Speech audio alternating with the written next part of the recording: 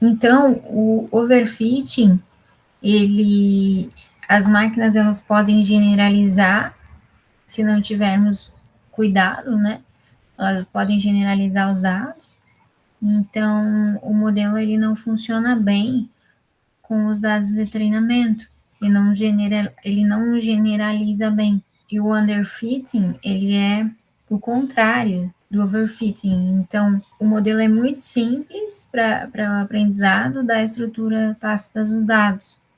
Ele é muito simples e ele não consegue treinar. E aí, nós entramos nos algoritmos propriamente dito, né? Então, o SVM, ele é bastante utilizado, é dos algoritmos mais utilizados em machine learning. Ele cria uma partição no espaço, baseados nas features, nas características de uma nova observação, ele coloca acima ou abaixo as observações do plano. Então, existe um plano separador, né, que ele bota as observações, então, dependendo das suas características, ou acima ou abaixo. Então, a margem máxima é essa separação entre os vetores de suporte, chamados de vetores de suporte, que é os que definem as margens, tá? O hiperplano ótimo é entre as duas margens, né? As margens. E as características, então, das observações, elas determinam a sua localização. Ele é um algoritmo não probabilístico, porque ele não apresenta nenhuma probabilidade, né, de estar em um lugar, e sim uma localização. Então, ele é adequado para dados complexos e ele é perfeito quando trabalhado com um conjunto de dados pequenos e médios. Ele é uma classificação binária, né? Então, aqui ele vai para cá ou para cá. E ele usa um separador linear. Ele constrói hiperplanos separadores lineares. A classificação é ótima quando o hiperplano ele provê a distância máxima para os pontos. Essa distância máxima para os pontos dos dados de treinamentos mais próximos. E aí, esses aqui são os vetores de suporte. O Naive Bayes, ele é baseado no teorema de Bayes, e a hipótese, ela é formada sem pesquisa nenhuma, ela simplesmente conta a frequência de várias combinações dos dados nos exemplos de treinamento. Então, ele é mais fácil de interpretar e também tem uma velocidade de treinamento e teste boa. No exemplo, nós queremos saber a probabilidade de A, dado que B ocorreu. Então, uma vez que o evento B ocorreu, a probabilidade do evento A ocorrer, ela é reduzida à intersecção. Intersecção de A com B. Por exemplo, aqui nós temos que A é spam, né? A mensagem é spam, e B contém a palavra depósito.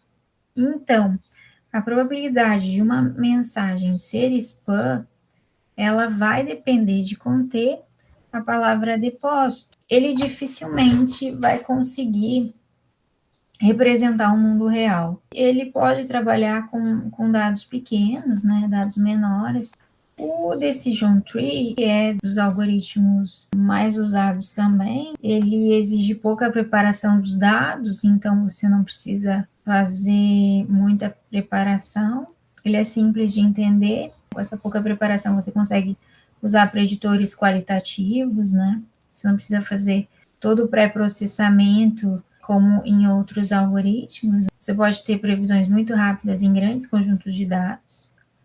Porém, pequenas mudanças podem gerar grandes alterações. E ele tem esse problema do overfitting, né, que a gente falou sobre ajuste. Ele gera ruídos nas amostras. Para resolver isso, você tem que definir uma parada, né, uma poda dessa árvore. Para isso, existem alguns índices que controlam a poda, né, como o Gini, entropia, né, entre outros índices aí. No exemplo aqui, então, nós temos a árvore, ela pode ser vista de cabeça para baixo, Então, aqui no exemplo, nós temos o tempo, né? O tempo é a raiz dessa árvore. Nós temos os nós. E as respostas, elas são as folhas da árvore.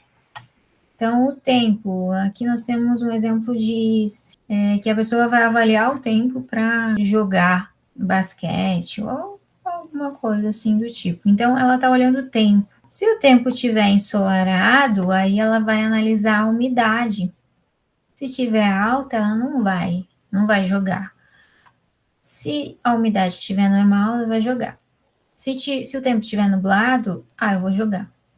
Se tiver chuvoso, aí eu vou avaliar o vento. Se o vento estiver forte, eu não vou jogar.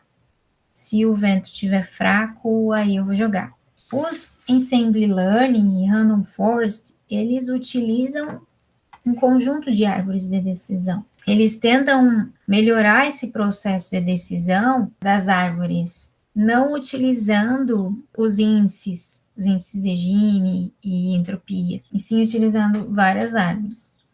Eles têm a vantagem de gerar previsão consensual única, aumento da acurácia da previsão, porém eles possuem a desvantagem de eventual piora na interpretação, eles não são muito bons de interpretação. E aí tem vários tipos de Ensemble Learning, né? Que são os bustings, baggings, derivados. Os bustings, as árvores são é a forma de estimação das árvores, né? Que variam. Então, os bustings, eles estimam de forma sequencial, as baggings paralelas, as random forests aleatórias, tá? Tem aleatoriedade. Então, as random forests, elas incluem a aleatoriedade, né? Ela baseia num conjunto aleatório das características. Então, a árvore resulta na maior diversidade, né? O algoritmo, ele não pode considerar a maioria dos preditores na primeira rodada. Mesmo que haja preditores, características muito importantes, outras também terão um ponto de destaque. As redes neurais artificiais, elas são construídas a partir de teias complexas de neurônios interconectados, né? Onde cada neurônio carrega um número de entradas que podem ser saídas de outras, né? E assim por diante. As camadas de entrada aqui recebem as entradas diretamente aqui, então as variáveis. As camadas ocultas recebem a resposta dessa camada de entrada. Pode ter várias camadas ocultas aqui, né? Até chegar à camada de saída. As redes neurais mais simples, elas são chamadas de perceptrons, e elas são constituídas a partir de um neurônio, né, com uma entrada binária. E as multilayer perceptrons, né, que é esse exemplo que nós temos aqui, elas são a partir de várias camadas, recebem múltiplas camadas, né, de entradas. O QNN, que é o Key Nearest Neighbor, o vizinho mais próximo, ele é considerado o algoritmo mais simples, porque ele apenas considera a distância dos vizinhos mais próximos para basear o seu voto, né? Por exemplo, que nós colocamos aqui, imagine que você saiba mais sobre mim do que apenas onde eu moro. Talvez você saiba a minha idade, meus rendimentos, quantos filhos tenho e assim por diante.